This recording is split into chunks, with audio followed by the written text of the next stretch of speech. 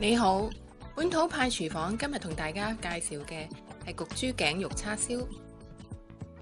豬頸肉咧喺街市嘅豬肉檔咧，我哋可以買到。有陣時咧喺超市你都可以揾到嘅。買翻屋企嘅豬頸肉咧，我哋洗乾淨之後徹底抹乾就可以落醃料噶啦。我哋用嘅醃料有叉燒醬、海鮮醬、生抽、糖、玫瑰露或者紹興酒。用玫瑰露咧就會香啲嘅。我哋將啲醃料撈勻佢，搽勻喺個豬頸肉度，醃大約15至到30分鐘。呢個時間呢，我哋亦都可以準備一間要用嘅焗盤或者焗碟。我哋今日要用嘅係焗碟。我哋將個豬頸肉擺喺個焗碟度，將用剩嘅醃醬呢，我哋留起備用。預熱個焗爐210度，爐夠熱呢，我哋就可以放個豬頸肉入去噶啦。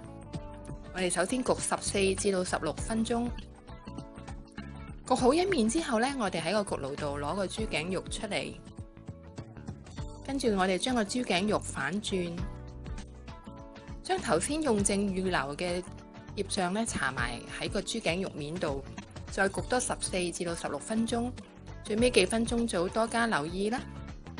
豬頸肉叉燒焗好啦，等一陣之後就可以切件噶啦。我哋切個豬頸肉叉燒嘅時候，個刀要斜斜地咁切落去，咁每一塊肉切出嚟呢就會大塊啲噶啦。豬頸肉叉燒切好之後就可以上碟。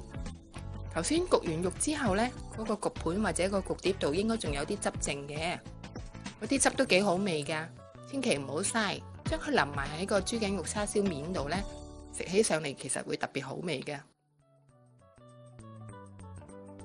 本土派廚房焗豬頸肉叉燒，雖然話豬頸肉嘅膽固醇都幾高，但係間中食下應該都無妨嘅。